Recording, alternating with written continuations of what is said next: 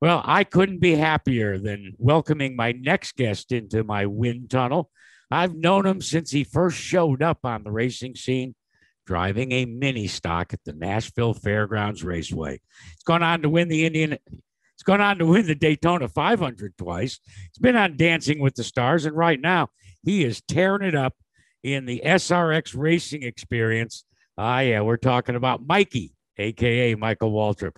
Michael, first of all, thanks so much for joining us. And it really looks like you're having a grand old time racing against some of the very best in the SRX. Yeah, it's just been it's an honor, Jack, to get out there and be on the track with those guys. Helio just won his fourth Indy 500, and I'm racing on a dirt track with him, and somewhere that's pretty cool. And then to be able to mix it up with Haley Deegan, I've been covering her in the trucks and watching her come up through the ranks, and I never thought I'd get a chance to race with her, and just be able to race against her was really cool. And then of course Tony got the big win in Knoxville. A lot of talent. There's a lot of great racers in the series, but I'm telling you what, the personalities is what's making it fun for me, just getting to hang out and share stories with these guys and girls. I got to tell you, it's so nice to see a smile on your face while you're in the cockpit of a race car. Let's face it, we've documented the journey that you took all through your racing career. I think In a Blink of an Eye was absolutely one of the best docudramas that I ever got the privilege of watching. But for you, is this finally coming full circle? Is this just Michael Waltrip finally being able to not only let his hair down, but be recognized as one of the sport's very best? Well, it's, I've always believed in my ability, and I know I've had a lot of ups and downs and things that didn't go exactly like I would have hoped.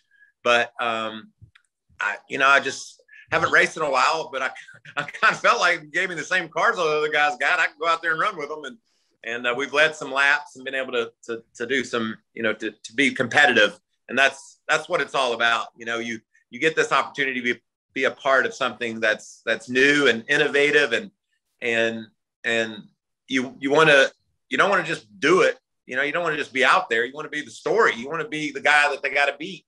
So it's really been a fun couple of weeks getting behind the wheel and racing again. Honestly, Jack, I didn't think I missed it. I didn't even know I missed it.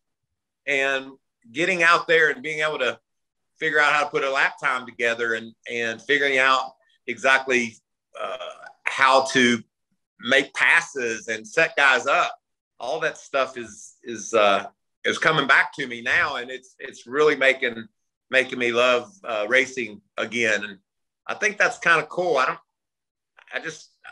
If you don't miss it, you must not have loved it very much. And I didn't really think I did miss it, and now I know I do, and I love the adrenaline and the feeling that I'm getting to share the track with those guys. You are in a very unique situation. You get to call color commentary on the Camping World Truck Series. You've been part for so many years of the Fox telecast during their first half of the season. Michael, you've watched the sport evolve. You've watched it change over the course of the years. In its current state, is it in a good place? I think it is for the owners, and time will tell. Owners always figure out a way to spend more money than they should. I don't know how that's going to change, but there's a lot of interest in ownership in the charter system.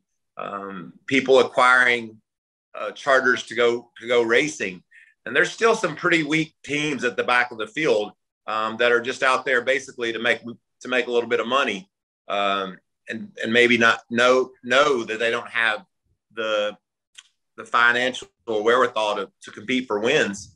So the stronger you make ownership, the more competitive things get, then surely the more fun it'll be to watch. I think Nashville was an awesome experience for the sport, seeing the interest in the fan base and all the enthusiasm. But you've got Denny Hamlin with Michael Jordan and Pitbull with Justin Marks. These are good teams. These are cars that can run for wins. And so that's two new this year. And there's already been announced Matt Collig is taking his car, his team Cup racing. So I think for me as a insider in the sport and a guy that owned cars and raced cars forever, I like where the sport's positioning itself moving forward on the business side of it. And just need to keep being innovative, Jackie, on the schedule and where we go. I think it'd be fun to run through the streets of Chicago like we saw in iRacing, and maybe the streets of Nashville after we see how the Indy cars go. Racing needs to be more of a festival and fun surrounding the event. I love what Fox did, for example, at the All-Star race. We say, gentlemen, start your engine. Then Sammy Hagar's up in the grandstands ripping, I can't drive 55. I want more of that. I still haven't figured out how they coordinated it because he was pretty much right on hitting the post. Well, it was awesome. But, during stage breaks, why can't we have a band or, just something? I don't know. I think we got to continue to be innovative about the way we're looking at it. And obviously NASCAR took a huge step toward that with Marcus Smith at SMI and the dirt race at Bristol and going to Coda down in Austin. A lot of new, exciting venues on the circuit. And I think that you're going to see that continue. And of course, in just a couple of weeks, teams will take delivery on their next gen / Gen 7 race cars, begin to shake them down for what basically is a total revamping of what you and I know as NASCAR Cup Series racing with these new cars. There's been so much said, Mikey, about them, from a business model for owners to drivability for drivers. One thing I personally think we all have to be careful about is it could start out really great, but if NASCAR doesn't hold true to its commitment and allows, as you just alluded to, the owners always want to spend more money, we could be going down a rabbit hole. Are you pretty confident that NASCAR is going to toe the line with these quote unquote spec race cars? Yes, very confident. That's what this thing's all about. And the vendors that are all making parts and pieces for it, everybody's on the same page, the teams, NASCAR. So everybody's pulling in the same direction.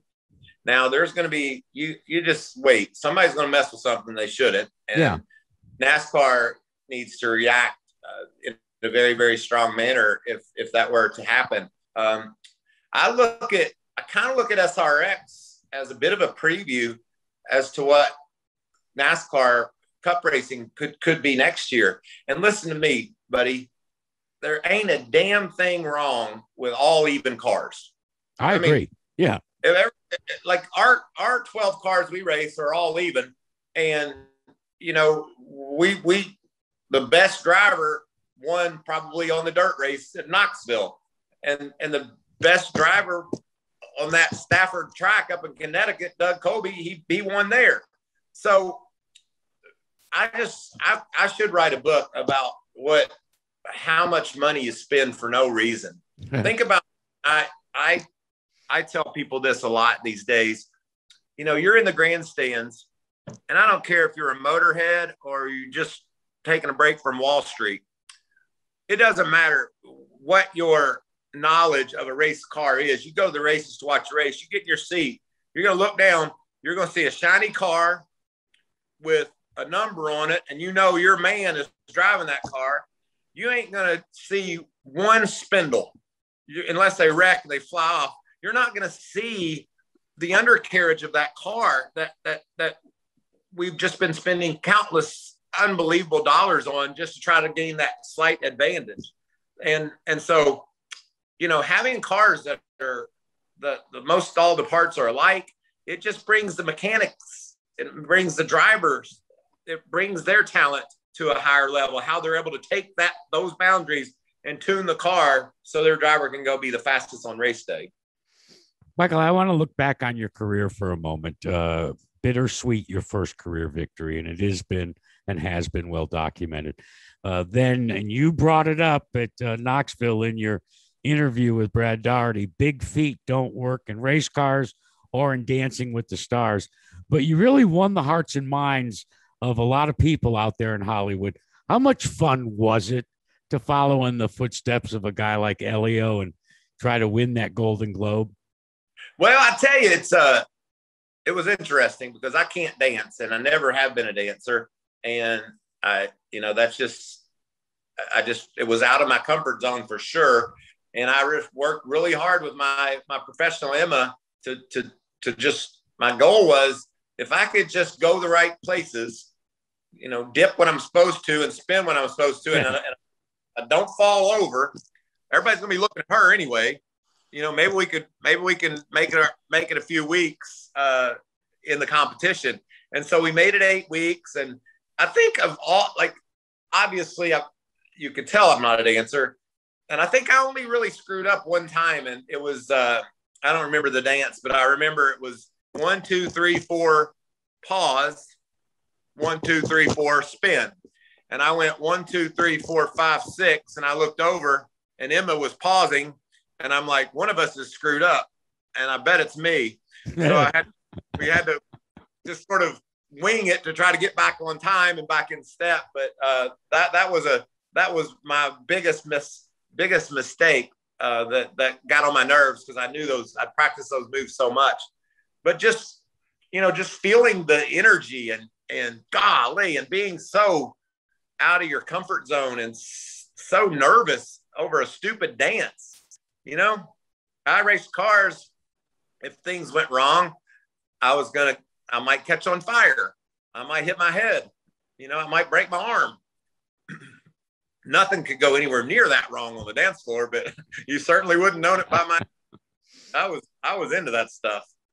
Michael, you've got a reputation for being kind of a little bit off the wall, enjoyable, speaking your mind, maybe fracturing the English language now and again, but it's all part of this, what is, at least as I've known you for so many years, what really defines Michael Waltrip. But I think sometimes people on the periphery may look at it and say, this is a guy that's not serious.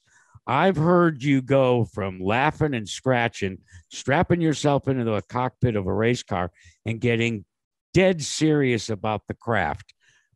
Where does the humor fit into who Michael Waltrip is? Well, I feel like that my job as a broadcaster is to be first informative. I have to know the players, the machines, the track. I have to know all that. And I can sit at home and study the statistics, and I can recall moments I've had at each track. I can watch film of the races, and I can do all that, and I can be prepared.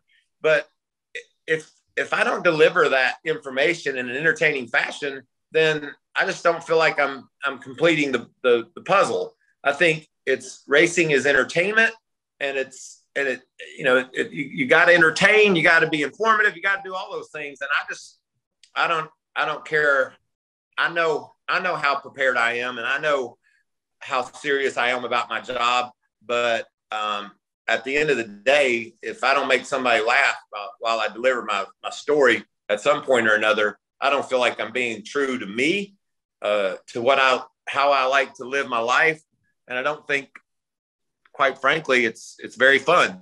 So I don't care when people say he's not serious or he doesn't care, because I know who I am and they don't. So I'm going to keep being me. And as long as my boss is up at Fox Sports have me back, I'm pretty sure they're thinking I'm doing okay. Well, I, for one, would cast a hearty vote for Michael Waltrip to never change, because, look, it is about entertainment. It is about information. And, in my 50 plus years of my career, it wasn't necessarily about this widget or that widget or 2 turns in the left rear. It was about storytelling, being able to laugh at yourself, and also making the guys that you're talking to or racing against feel comfortable. Mikey, you've done a terrific job through your career. Look, go get him, will you? And don't let Paul Tracy push you around in the rest of these SRX events. And I do appreciate your visiting with me. Oh, thank you. It's good to see your face and talk to you again. And I'm looking forward to going out to Eldora and see if I can pass a few more cars. Thanks, Mikey. All right, buddy. Be well. I appreciate it. You take care. You're welcome. All Good right, to see you. bye.